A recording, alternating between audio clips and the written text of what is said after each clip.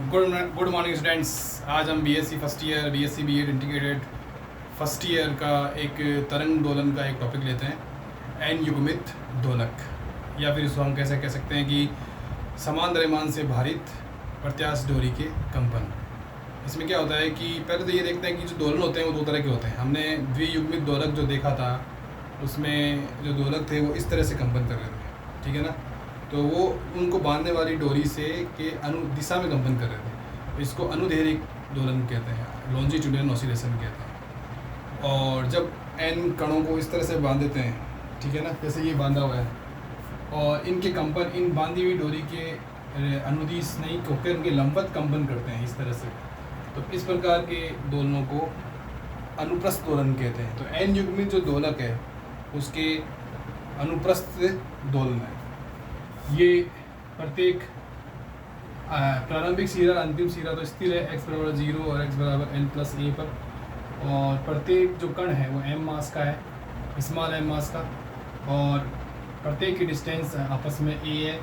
और यहाँ से अगर प्रारंभिक सिरे से देखें तो पहले की डिस्टेंस a है, दूसरे की 2a, तीसरे की 3a, 4a है, 5a, इस तरह से n-3a, n-2a, n-1a, n और इसकी n+1 है। इसको थोड़ा सा यूँ कंपन करके हम छोड़ देते हैं, तो ये प्रारंभिक जो पोजीशन है, जो साम्यावस्था है, वहाँ से इसका विस्थापन होता है। ये पीवा कण है, ये p-1वां कण है, ये p+1वां कण है, प्रत्येक का मास m है। इस पीवे कण पर जो टेंशन है वो इस तरफ है और इस तरफ है। ये जो द्रव्यमान है ये इसको इधर खींचेगा, ये द्रव्यमान इसको इधर खींचेगा, ये वाला इसको इधर खींचेगा, ये टेंशन है। और ये एंगल अल्फा p है ओरिजेंटल से, ये अल्फा p-1 है ओरिजेंटल से, ठीक है ना। अब इस टी का जो कोस घटक लेंगे, टी कोस अल्फा भी, वो इस तरफ आएगा, और इसका जो कोस घटक लेंगे, टी कोस अल्फा भी-1, वो इस हो रहा है। तो एक दूसरे के विपरीत आएंगे तो माइनस में लेके इनको एक दिशा में ले लेंगे, तो ये परिणामी बल टी कोस अल्फा भी माइनस टी कोस अल्फा भी-1 बराबर 0। क्यों? क्योंकि अल्फा भी और अल्फा भी-1 बहुत छोटे हैं, तो कोस अल्फा भी-1 बराबर 1, तो ये टी माइनस टी बराबर 0 हो जाएगा। ये तो पहली इक्वेशन है। दूसरी इक्वेशन, इसका साइन घटक लेंगे। इस बल का जो साइन घटक होगा वो इस तरफ आएगा, इस बल का जो साइन घटक होगा वो इस तरफ आएगा। दोनों को दिशा में लेने के लिए माइनस लेना पड़ेगा, तो T cos sine alpha P, T cos sine alpha भी-1 तो माइनस में आ जाएगा, और ये एफ पी बल होगा। यहाँ पर भी अल्फा पी और अल्फा भी-1 कोण छोटे हैं, तो साइन अल्फा पी को हम लिख सकते हैं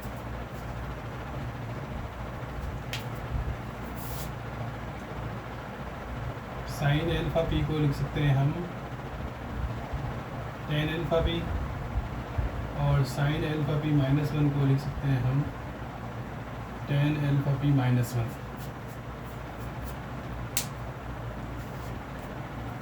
ये दो डायग्राम हमारे बनेंगे, ठीक है ना।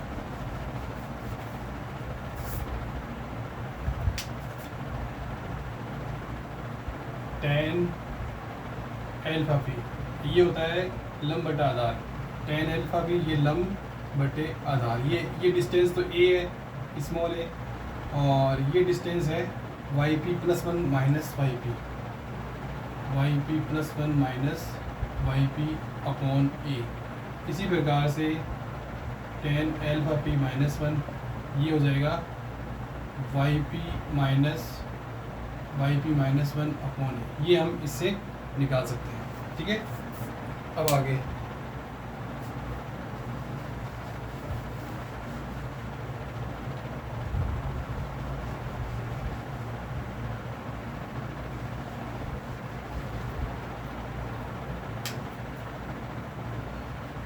तो एफ पी बराबर T tan alpha P minus T tan alpha p-1, तो टी अल्फा पी की जगह आ जाएगा वाई पी, यहाँ तो आएगा F P yp+1 minus yp upon A minus T upon A yp minus yp-1।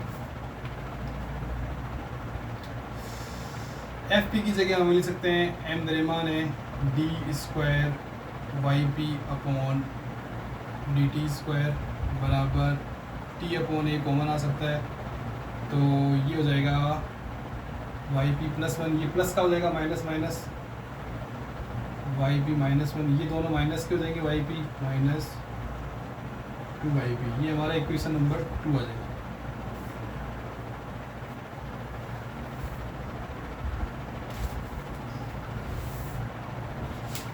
ये हमारा n युग्मित दोलक के लिए गति का समीकरण है। इसको इस प्रकार से भी लिख सकते हैं, D square Y P upon D T square बराबर T upon M A Y P plus one plus Y P minus one minus two Y P, equation number 2। ये हमारे n कपल्ड ऑसिलेटर का मोशन ऑफ इक्वेशन है, गति का समीकरण।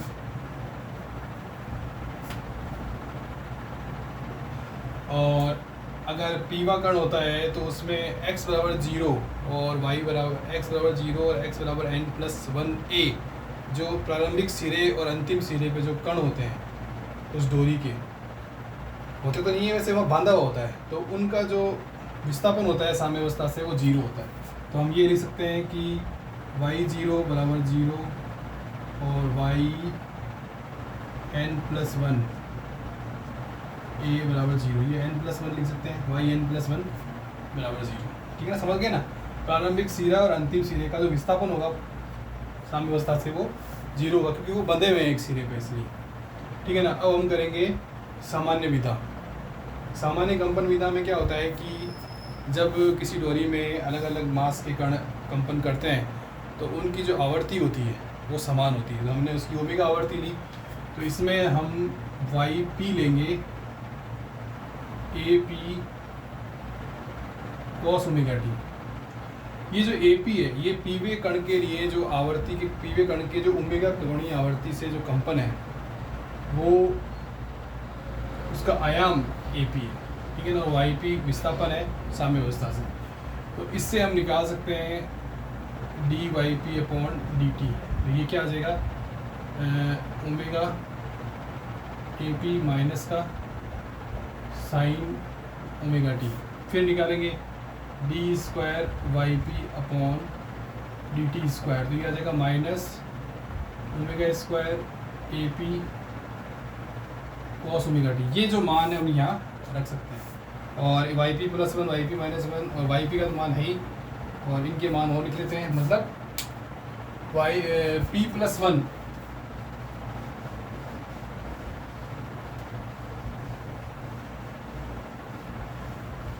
P+1 और P-1 कण के लिए साम्यावस्था से विस्थापन क्या होगा, Yp+1 ये हो जाएगा Ap+1 cos omega T, Yp-1 ये हो जाएगा Ap-1 cos ओमेगा टी। ये मान हम इसमें रख देंगे, D square Y P upon D T square, इसकी जगह आ जाएगा minus omega square A P cos omega T और T upon M A. Y P plus one की जगह आ जाएगा A P plus one cos omega T minus plus Y P plus one की जगह आ जाएगा A P minus one cos omega T -2 A P cos omega T. ये आएगा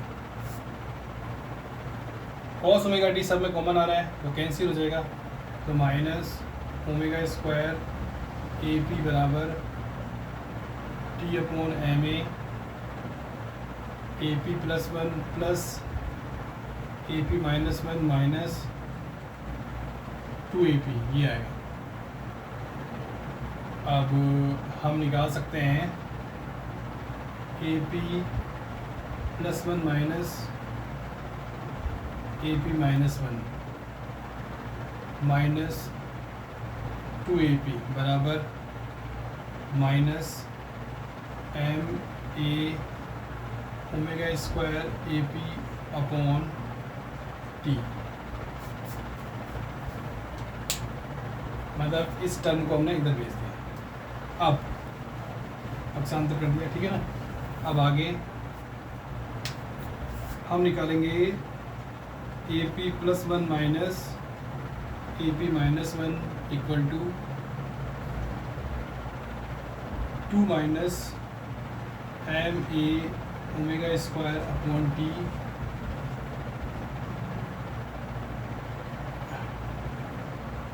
ए पी। ये इक्वेशन नंबर 3 आ जाएगी। तो ये जो हमारी इक्वेशन आई है, ये मूलभूत समीकरण है, ये n अवकलन समीकरणों का सेट है।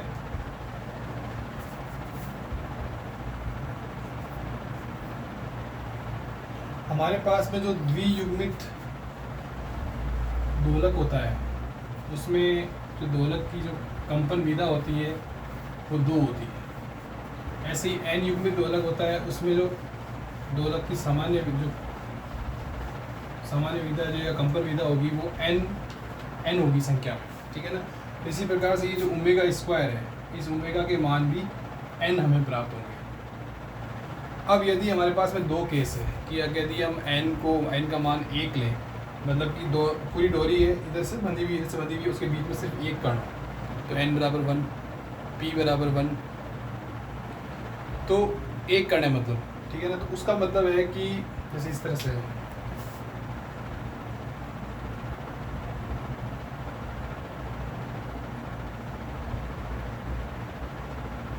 ये तो हो गया x बराबर 0, ये हो गया x बराबर 2, और यहाँ से ये n बराबर 1। इसको गहरा कर दो भले, ये t, ये t, ये a1, ये a, ये a, दोनों सिरों से बंधा हुआ एक कण n बराबर 1, p बराबर 1। तो ये तो होगा सिंगल ऑसिलेटर, मतलब एकल दोलक। एक स्थिति ये होगी, एक होगा द्वियुग्मित दोलक, इसमें 2 कण होंगे बीच में, n बराबर 2, p बराबर 2। तो वो हम अगले क्लास में करेंगे, अभी हम केवल ही करेंगे।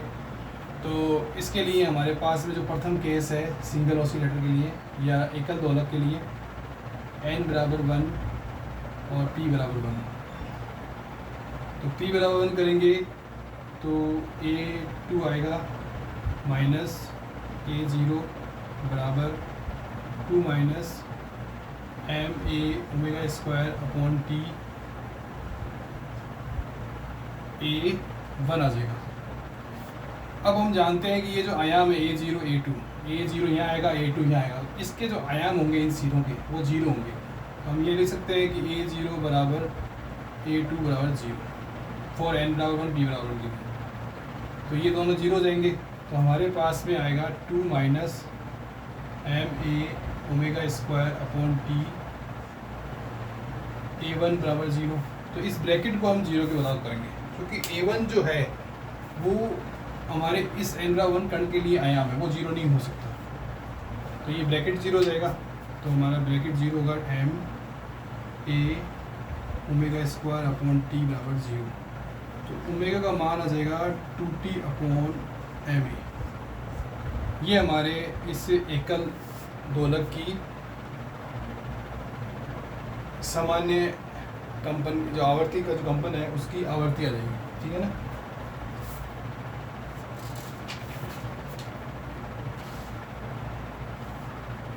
एकल दोलक की संभावित कंपन की आवर्ती आ जाएगी, ठीक है। तो इस तरह से हम आवर्ती निकाल सकते हैं, ये omega 2t upon M A root.